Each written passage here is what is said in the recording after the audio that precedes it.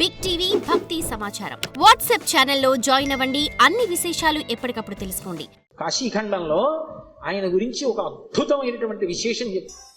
అజుండు తాను అధికుండుననుచు గర్వింప కరనఖాగ్రమునత చిరము త్రుంచి సాకారయగు బ్రహ్మహత్యతో చనుదేరి సర్వలోకంబులు సంచరించి వైకుంఠమునకేగి రమా వైకుంఠు లర్చించ అమృతభిక్షాసనం అరగించి కాశికానగర కంఠోపదేశంబున పగలవైచకరంపు బ్రహ్మపునుక ఆధిపత్యంబు పొందె కామారి చేత ప్రియవైచిన చోట కపురము చేసి కాశికాపురమునకు 7 గడయు చూపే క్రోధభైరవ దేవుండు ఉభజన్మ అంటారు. ఆయన బ్రహ్మగారి తలకై తుంపేశాడు. తుంపేస్తే ఆయన బ్రహ్మగారు బ్రహ్మహత్యాపాతకం వచ్చింది. పరమశివుడికి బ్రహ్మహత్యాపాతకం ఉంటుందా? ఆయన విధికి నిషేధానికి అతీతుడు. కానీ లోకంలో శివుడే చేశాడు కదా, మేమెందుకు చెయ్యకూడదని రేపు పొద్దున్న తెలియక జనులు బ్రహ్మహత్యా దోషం చేస్తే కట్టి కుడిపేస్తుంది. అందుకని దాని పాపం ఎంత కఠినంగా ఉంటుందో చూపించడానికి తాను బ్రహ్మహత్యాపాతకం పోగొట్టుకోవడానికి చెయ్యవలసిన ప్రాయశ్చిత్తాన్ని చేసి చూపించాడు. ఆ తల వచ్చి అంటుకుంది పుర్రె. ఆ చేతికంటుకున్న పుర్రెతోటి కపాల భిక్ష అందరినీ భిక్షాటన చేస్తూ లోకములన్నీ తిరిగాడు. తిరిగి తిరిగి తిరిగి తిరిగి ఒక రోజున వైకుంఠానికి వెళ్ళాడు. అబ్బా, ఇటువంటి అతిథి ఎక్కడ దొరుకుతాడు? ఊరక రారు మహాత్ములు వా రథముల ఇండ్ల కడకు వచ్చుటెల్లన్ కారణము మంగళములకు మీరొచ్చుట శుభమాకు నిజము మహాత్మా అంటాడు నందుడు గర్గుడు వస్తే దశమస్కంధంలో. అలా గబగబా పరిగెత్తుకొచ్చి లోపలికి పిలిచి శ్రీమన్నారాయణుడు లక్ష్మీదేవి కూర్చోపెట్టి ఆయనకి ఆతిథ్యం ఇచ్చారు. ఆ ఆతిథ్యం ఇచ్చినప్పుడు ఏదో లౌకికంగా ఉండినటువంటి అన్నం పెట్టలేదు. భిక్షాన్నంగా ఏం పెట్టారంటే మనోరథము అనబడేటటువంటి ఒక అద్భుతమైనటువంటి అమృతం ఉంటుందిట. అది ఒక్క వైకుంఠంలో వాళ్ళ దగ్గరే ఉంటుంది. ఆ అమృత రసాన్ని పెట్టారు. పెడితే ఆ అమృత పాయసం ఆరగించి లక్ష్మీ విష్ణువుల చేత అర్చింపబడిన వాడై బయలుదేరాడు. అన్ని లోకాలు తిరిగి తిరిగి తిరిగి తిరిగి కాశీపట్టణానికి వచ్చాడు. కాశీపట్టణంలోకి ప్రవేశించగానే చేతికున్నటువంటి బ్రహ్మకపాలం ఊడి కింద పడి బద్దలైపోయింది. అంటే కాశీపట్టణం అంత గొప్ప పట్టణం. అందులోకి వెళ్ళగానే బ్రహ్మహత్య పోయింది. అప్పుడు ఆ లోపలికి వెళ్ళిన తర్వాత శంకరుడు బయలుదేరి వచ్చి ఈ కాశీపట్టణానికి అంతటికీ నిన్ను అధిపతిగా అభిషేకం చేస్తున్నానని కాలభైరవుణ్ణి కాశీపట్టణానికి పట్టాభిషిక్తుణ్ణి చేశాడు సంరక్షకుడుగా.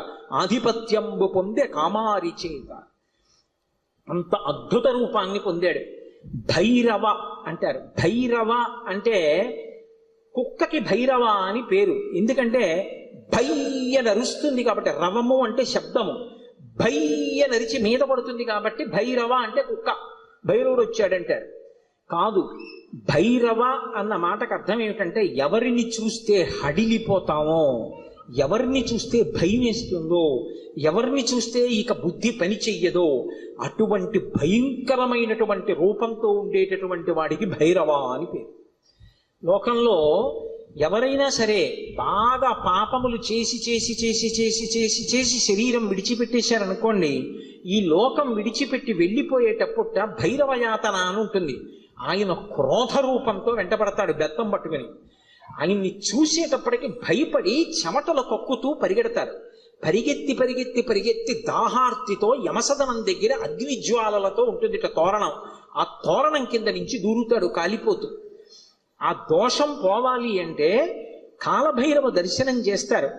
కాఠ్మండూలో కాశీపట్టణంలో కాలభైరవ దేవాలయాలు ఉన్నాయి. కాలభైరవ దర్శనం చేస్తే భైరవ దండన అని ఆయన వేస్తాడు. ఓ బెత్తం పెట్టి ఓసారి వీపు మీద కొడతారు ఇలాగా. అంటే అక్కడతో ఆ పాపాన్ని తీసేస్తాడు. ఆ చాలా అనుగ్రహమూర్తి. అలాగే కార్తీక మాసంలో వచ్చేటటువంటి పౌర్ణమి నాడు జ్వాలాతోరణం చేస్తారు. కొత్త గడ్డి తీసుకొచ్చి తోరణం కట్టి ఆ గడ్డి అంతా పెట్టి ఆవు నెయ్యి పోసి వెలిగిస్తారు.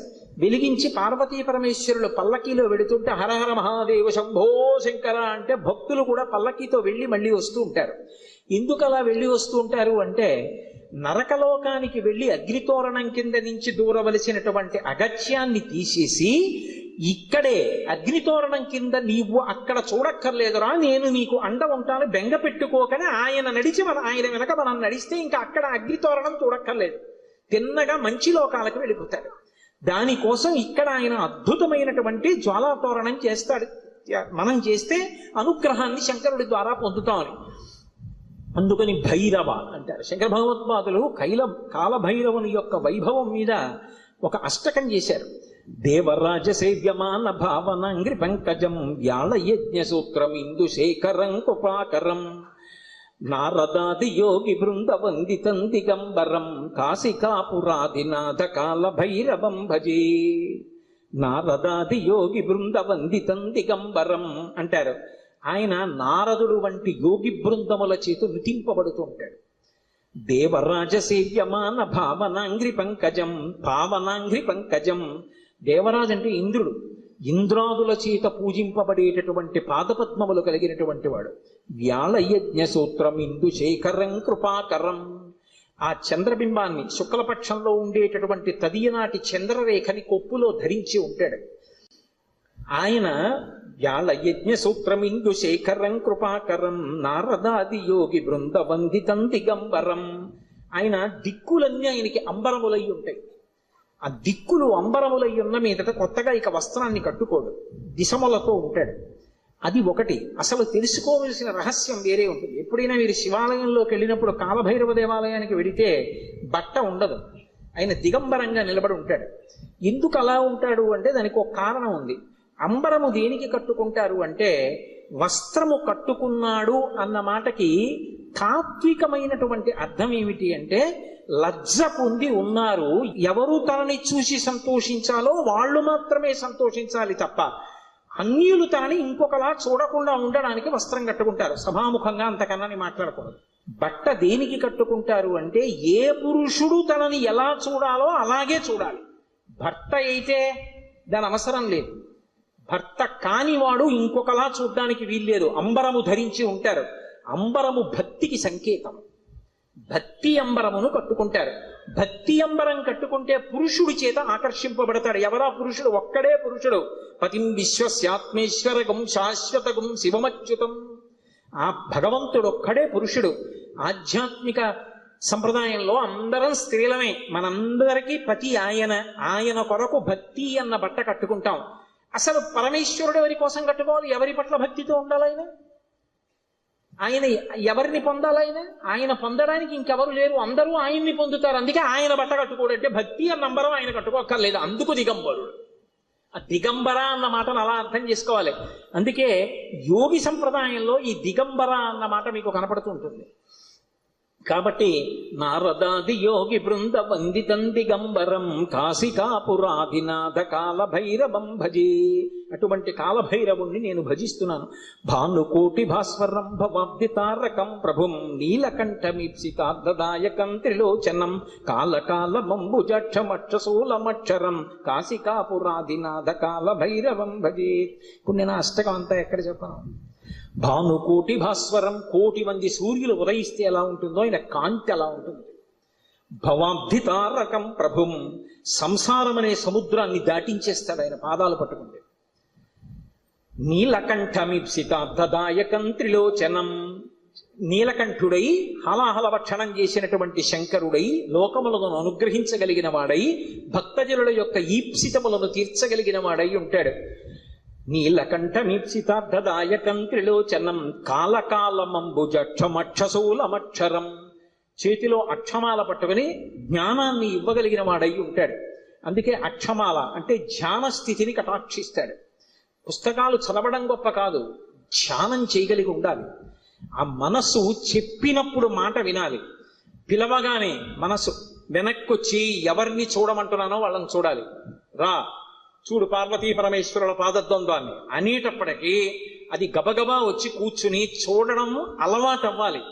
మనసు ఎలా వినాలి అంటే కుక్క మాట విన్నట్టుగా వినడం, ఎద్దు మాట విన్నట్టుగా వినడం మనసుకి రావాలి.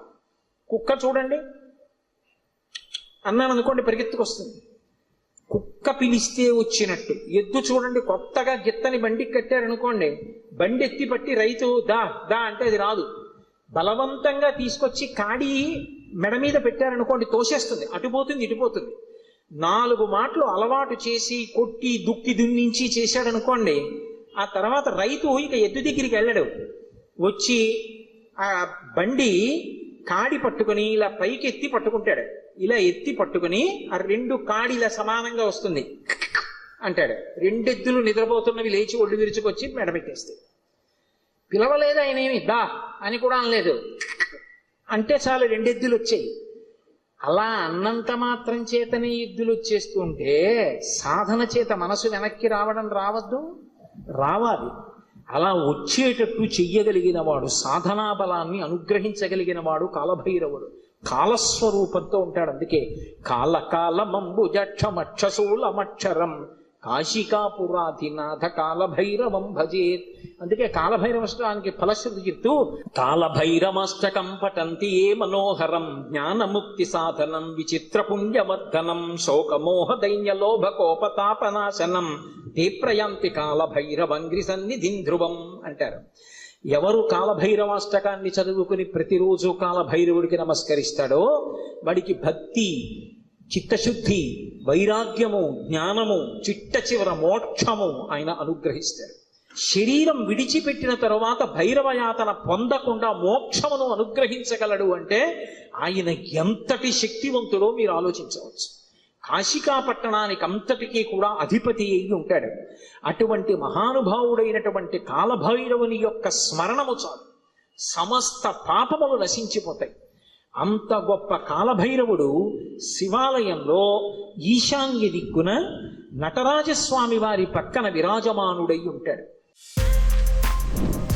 For more videos like this, subscribe Big TV channel.